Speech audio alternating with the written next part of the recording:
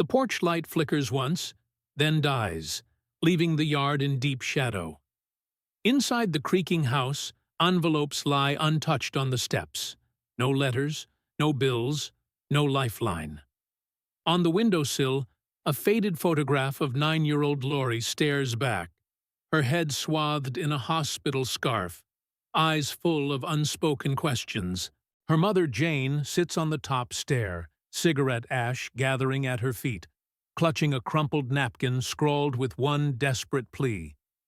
"If I could ask one thing, I'd like to meet Elvis Presley. Just once." Lori hasn't spoken since the chemo stole her voice. Her father, Bill, paces the living room in silence, each footstep echoing the doctor's grim forecast. 3 weeks, at most. At 3:02 a.m., the phone slices through the stillness. Jane drops the napkin. Bill freezes mid-step.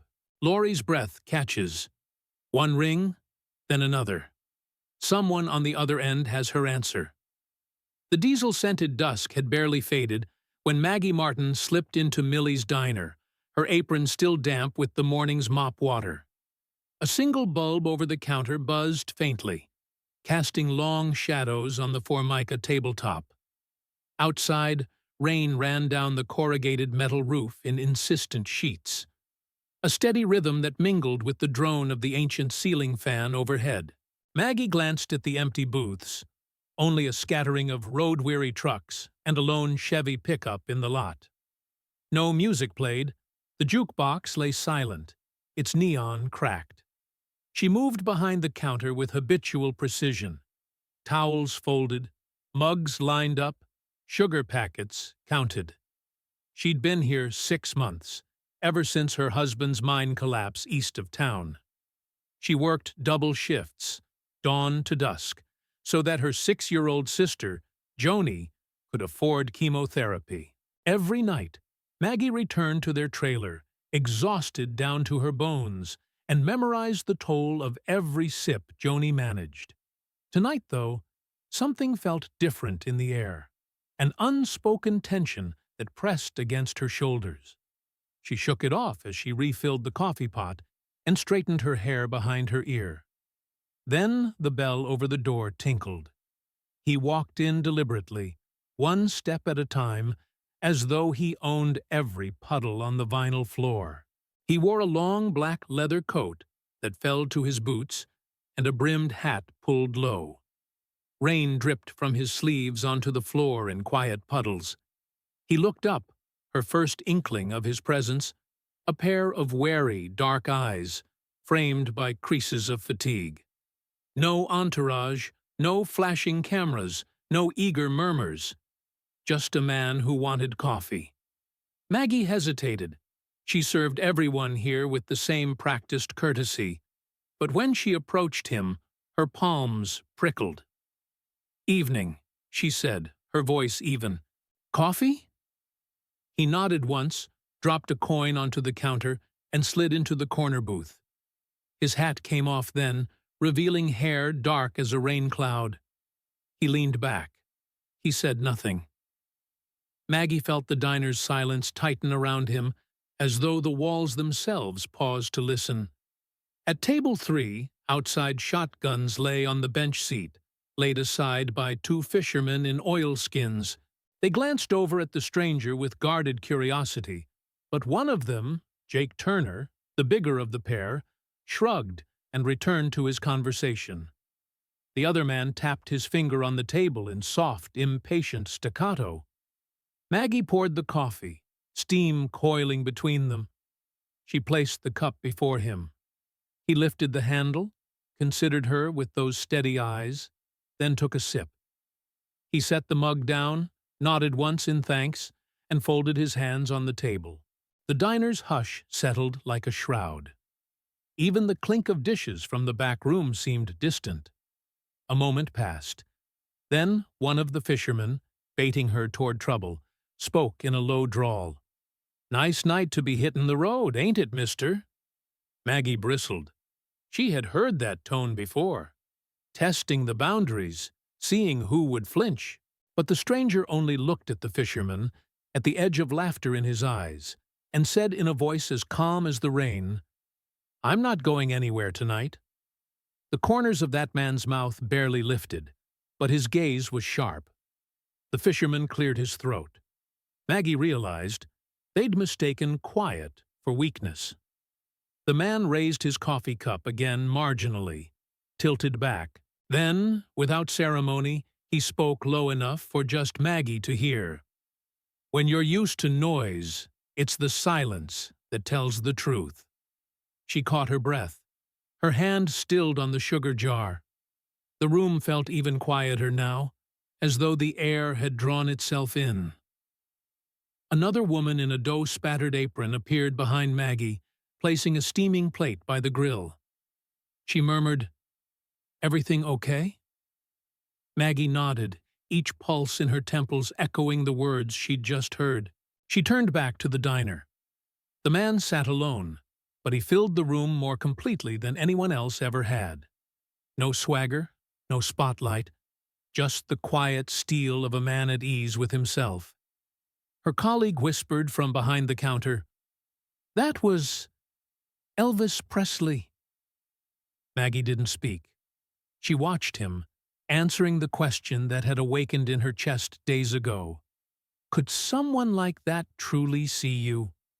Could he know the weight you carried, the nights you cried yourself to sleep? He caught her eye and offered an almost smile. Then he looked away and sipped his coffee again. The rain pelted the windows. Maggie set the sugar aside and squared her shoulders. Tonight, the silence had spoken. And in that quiet, something in Maggie shifted. An ember of hope, fragile and bright, flickering between the beat of distant thunder. Maggie slept in fits and starts that night, her dreams a jumble of storm-lashed highways and a lone silhouette under a lamplit diner window. She awoke at dawn to the steady hum of neon blinking off on the Millie's Diner sign outside, and the faint hiss of the coffee pot threatening to boil over behind the counter.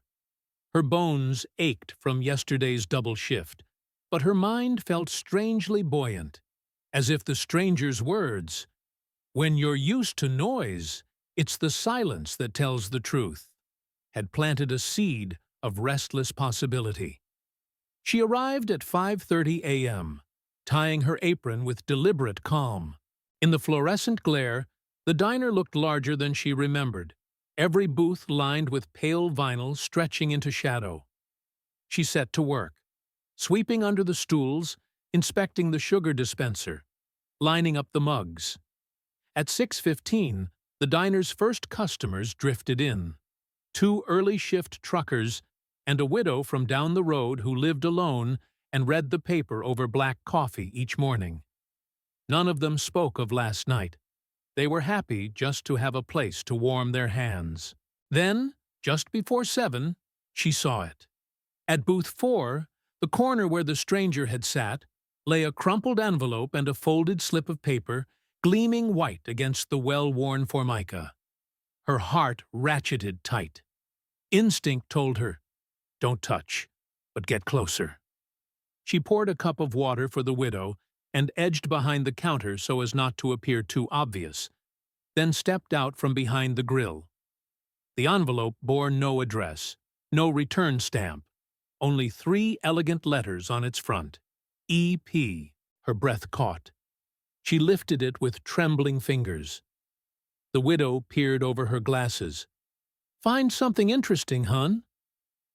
Maggie pressed a finger to her lips, then settled the envelope on the counter and reached for the note. Even folded, the paper looked untouched by time. She snapped it open. "Your silence carries more strength than most men's speeches.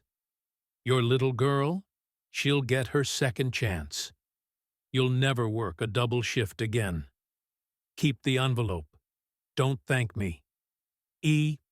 Her pulse thundered. She read those lines twice, then 3 times, as if the words might change shape, vanish. A slow, hot ache filled her chest. She looked up and saw Ruby, her fellow waitress, watching from the kitchen doorway, eyes wide. "EP," Ruby said in a hushed voice. "That's, you know, Elvis Presley. He was here last night." Maggie's hand shook so violently that liquid dripped from the coffee pot's spout. She set her jaw, folded the note carefully, and tucked it into the front pocket of her apron. The widow, Mrs. Kavanagh, pushed back her chair and rose. "Well," she said with a small smile, "looks like God has an odd way of keeping promises. Maybe it's time you took that second chance." Maggie managed a nod. She offered the widow a refill of coffee, an unspoken "thank you" in her eyes, then excused herself to the back office. Inside, she closed the door quietly, pressed the note against her chest, and let out the breath she'd been holding for hours. She sank into the beat-up stool by the folding desk, where invoices and payroll sheets lay scattered. With one hand, she reached into the pocket containing the envelope. Her fingers grazed the thick paper of a bank check, folded twice and rubber-banded.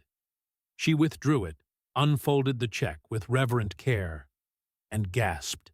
It was for $38,000, enough to wipe clean her sister's entire series of treatments, to secure a small life far from the threat of another emergency, to buy a modest house with room for a backyard swing set.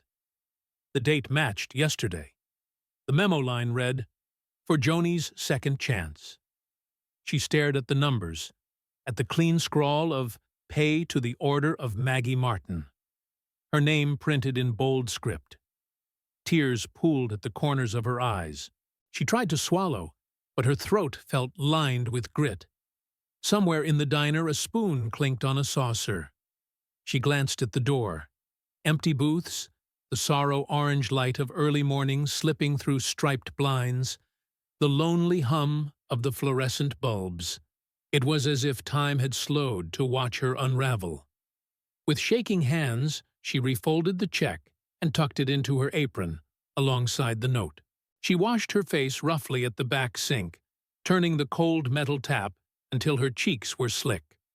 Looking back at her reflection, she barely recognized the drawn lines under her eyes, the hollow ache behind her bones. She pressed her palms to the cool tile wall and inhaled. When she returned to the counter, Ruby was there with 2 steaming mugs of coffee, one pushed toward her. Maggie set the check on the counter and allowed herself one small nod of gratitude. They both knew this moment, this silent turning, would define what came after. The widow glanced curiously at the folded check. "Big tip?" she asked gently. Maggie studied the old woman's lined face and, for the first time in months, allowed herself a little humor. "Much bigger," she whispered. As the first rays of dawn kissed the diner's weathered sign, Maggie Martin wiped her tears, squared her shoulders, and prepared to change everything. The silence, once a shield, had spoken its truth. It was time she listened. The sun hovered low over Nashville that Saturday afternoon, slanting through the diner's striped blinds in thick golden bars. Inside Millie's, a hush had fallen. Locals sat in their booths, cups paused mid-lift, eyes searching the door with a mixture of disbelief and awe. Word had spread like wildfire that Maggie Martin, the battered, indomitable waitress who never asked for much, had received help from Elvis Presley himself. No one truly believed the rumors until they saw her arrive at the counter, arms strapped with shopping bags, face set in quiet determination. Behind her, Ruby followed with a second load of groceries. "I can't believe she did it," the trucker in booth 2 muttered to his friend, just loud enough for them all to hear. "Elvis Presley." Maggie stacked cans of soup, loaves of bread, medicine bottles and children's vitamins in a neat row on the Formica countertop. The patrons parted like the Red Sea, every eye fixed on her. She placed one last item, a small portable tape recorder, beside the pile. "I'm closing up early," she said in a voice that surprised even her. Sorry, folks." Then she turned, swung open the back door, and stepped into the late summer heat, Ruby at her heels. Outside, the air was thick with humidity, and the distant drone of a funeral procession's brass band. Maggie loaded the provisions into her rusted station wagon and slid into the driver's seat. Rebecca, her 6-year-old daughter, waiting silently in the back, eyes wide. "Mom?" Rebecca asked softly, her voice so small it seemed swallowed by the engine's rumble. Maggie glanced in the rearview mirror. "Hey, kiddo, ready?" Rebecca nodded. Is he coming?" she whispered. Maggie shook her head. "Nope, just us." As they drove through quiet streets, Maggie's mind replayed the previous night's events. She and Rebecca had sat at Rebecca's bedside, the portable tape recorder between them, waiting for that first wordless melody. When it came, Elvis's soft, resonant voice winding through the speakers, it lifted the room like a dawn breeze. Rebecca's pale face had lit in wonder. For the first time in days, a tiny smile had played on her lips. Now, in the back of the station wagon, Rebecca clutched the recorder to her chest, humming under her breath. "Mom, can I play a little now?" Maggie parked by the side of the rodeo grounds, a place of open fields and dust, where the wind whispered through high grass. She said, "Go ahead, kid." Rebecca pressed play. From the speakers came the gentle introduction to "You'll Never Walk Alone." But this version was bare. No orchestra, no studio polish, just Elvis, his guitar, and a single microphone that seemed to capture his very heartbeat. Rebecca's voice, tentative at first, joined in. "When you walk through a storm, hold your head up high, and don't be afraid of the dark." Maggie watched her daughter sway, closed her eyes, and let the simple, aching truth of the song wash over her. It was as if they stood alone in the world, father and daughter reunited for a single, perfect moment. The words became a promise, echoing that note on the checkbook's edge. "You'll never walk alone." As the final chord lingered, neither mother nor daughter spoke. The grass rustled. A hawk cried overhead. Maggie reached out and squeezed Rebecca's hand. Then she pressed stop. They rode home in silence, the recorder tucked safely between them. That night, after tucking Rebecca into bed, Maggie sat in the dimness of the living room, the street lamp through the window tracing her daughter's shadow on the wall. She turned the recorder back on, playing the tape again, just once more, this time without her daughter's voice, so she could hear every nuance of Elvis's performance. The slight tremble in his note, the reverent hush before the last refrain. She placed the recorder on the solitary shelf above the TV and switched off the light. In the darkness, she allowed herself one silent, stifled sob, tears for the world of worry that had suffocated her, and tears for the gift of hope that had broken through. By morning, the local radio station had aired an anonymous submission. "This is a homemade recording from an unknown little singer.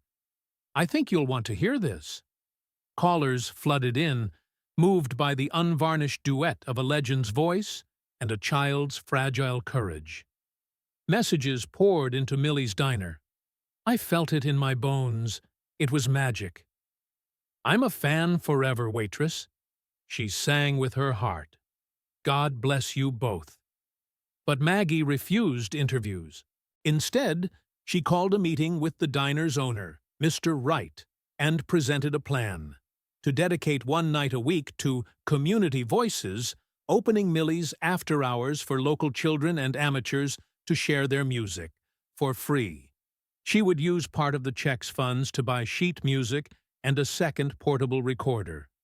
Mr. Wright, an ex-trucker with a soft spot for underdogs, agreed without hesitation. "Maggie, you've got a vision," he said, shaking her hand. "Let's make it happen." That Friday, under the neon glow of Millie's sign, a battered upright piano awaited in the back corner. String lights hung overhead. Parents sat at their booths, coffee in hand, as children took turns at the keyboard. The first to play was Rebecca, her small fingers dancing over the keys, the tape recorder registering every note. As Maggie watched from the counter, she saw something she hadn't seen in months. A spark of life rekindled not just in her daughter's eyes, but in all who listened. The diner was full again, not of weary strangers, but of a shared, simple joy. They weren't paying to eat. They were there to witness the extraordinary in the ordinary. And in the hush between performances, Maggie felt it. The echo of a promise fulfilled. She traced her gaze to the small handwritten note framed by the coffee machine. The note from Elvis, with its crisp folds and quiet command, "Your little girl, she'll get her second chance." Under that message, Maggie had scrawled her daughter's initials, a silent vow. R plus M equals hope. In that smoky, humble diner, a community discovered that courage need not roar. Sometimes it whispers through a melody, held aloft by a voice that never left the heart. The Saturday night lights of Millie's diner burned gentle and constant, casting a warm pool of yellow over battered linoleum floors and cracked vinyl booths. Outside, the summer rain had finally stopped. A low fog drifted behind the roadside sign. Inside, the piano stood at the back corner beneath the string lights, its white keys scarred, its finish dulled by time. Yet tonight, it radiated promise.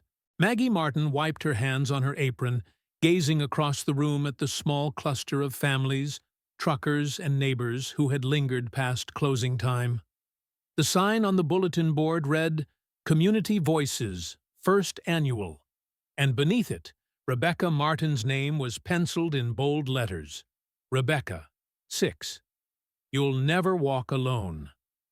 Rebecca, perched at the piano bench that had once seemed too high, adjusted the mic stand and cleared her throat. Her hair, once thin with illness, had grown back thick and curling. Her cheeks glowed with renewed color. The diner's staff, Ruby, Mr. Wright, and a handful of volunteers stood near the booths, eyes soft with pride. Taking a small breath, Rebecca leaned forward and pressed the opening notes of "Bridge Over Troubled Water." But tonight, this melody belonged to her alone. No tape recorder, no hidden guest.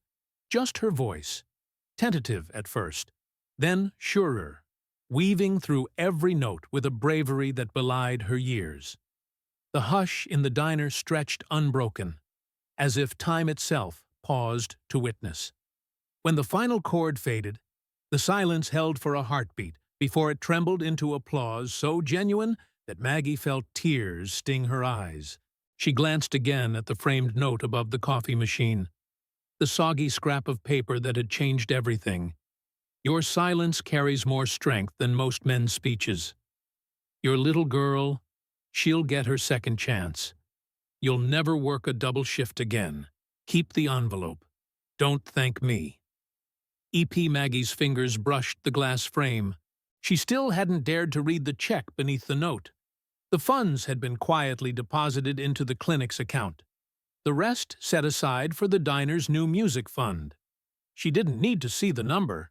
She felt its weight in every medicine bottle, every bag of groceries, every piano key restored. Now, as Rebecca descended from the bench, heads turned, smiles beamed. A man in the back, an older trucker named Sam, shouted, "Encore!" A young mother dabbed her eyes. A teenager sitting alone wept softly. The gentle uproar swelled into something tender and fierce. Maggie stepped forward, voice cracking. "Thank you all for coming. This," she gestured at the piano, at the people, at her daughter. "This is what I've wanted to share. Not just my daughter's voice, but every voice that's been silenced by fear. by doubt, by the world telling you you don't matter. The crowd murmured in agreement. Mr. Wright nodded. Ruby pressed a hand over her heart. Maggie's breath caught as the door chimed again. The diner door stood open, and for a moment, the neon glow from outside painted the floor in stripes of red and blue. A solitary figure in a dark coat and wide-brimmed hat paused in the threshold. For a heartbeat, no one spoke. Then recognition sparked in Maggie's chest. Those familiar shoulders, that quiet confidence. Yet tonight, he wore no spotlight, no sunglasses, only the weight of his heart. He stepped in. The clamor hushed. Even Rebecca, midway through her second song, looked up with wide eyes. The man lifted his hat in acknowledgement. Elvis Presley stood at the entrance of Millie's, unseen by any news reporter, unannounced and alone. Instead of the sharp flash of cameras, there was only the warm glow of overhead bulbs and the soft hum of a community gathered. Maggie's mouth went dry. She swallowed, mustering the strength of her early days caring for a dying child. She walked forward, her steps measured. Elvis closed the distance, his gaze settling on Rebecca. Her cheeks flushed, her posture fierce. He nodded once, gently. "Beautiful," he said, voice low, but carrying through the quiet like an old tear. He turned to Maggie. "You did this!" Maggie shook her head. "It was her." She pointed to Rebecca. She found her voice. He offered her a small, wry smile. "You gave her a stage." He slid his hat back on. "I just listened." At that, the patrons exhaled. Applause rose again, this time wrapping around Elvis as if to cushion the weight of his own long silence. He bowed slightly, then stepped back. Without a word, he moved to the piano bench and sat beside Rebecca, motioning for her to continue. Rebecca, eyes glistening, resumed playing. This time, a simple lullaby Elvis had once sung for his own child. His voice joined hers, two generations weaving song in harmony. The haggard keys bore witness to their fragile duet, echoing through the little diner like a benediction. Maggie leaned against the counter, feeling the swell of something beyond relief. A shared redemption. The diner had become a sanctuary, a place where sorrow found expression, where kindness bore fruit. And now, here in the glow of this impromptu performance, a legend had become part of it. Not as a distant idol, but as a fellow traveler. When the last note faded, the diner erupted in sustained, heartfelt applause. Elvis stood, invited no fanfare. He looked to Maggie. "Keep this place alive," he said softly. "Keep giving them hope." Maggie nodded, voice thick with emotion. "We will." He tipped his hat, turned, and walked toward the door. But before stepping outside into the cool night, he paused and glanced back. "You're never alone," he called. "Not while there's music." The door chimed behind him. The roar of a lone motorcycle receded into the distance. Maggie blinked away tears, pressing a hand to her heart. Rebecca, eyes shining, hurried to hug her mother. The diner, once a quiet refuge, now glowed with the warmth of shared experience. In that moment, Maggie understood. Heroism need not announce itself. It could slip in through a rainy night, sit in the back row and simply listen. Then, when the time was right, it could stand and remind us that our voices matter, our stories matter, our lives, shared in song, can uplift more than any silent tear ever could. And as the last customers drifted out, humming the lullaby, Maggie opened the cash register. There, beside the day's receipts, lay a folded business card, handwritten in a strong, familiar script. "Keep the diner open. We'll bring the songs. E.P." She tucked it into her apron pocket, turned off the piano's lamp, and extinguished the neon sign. Outside, the quiet night settled, but inside Millie's, the glow of hope and a child's voice would never fade.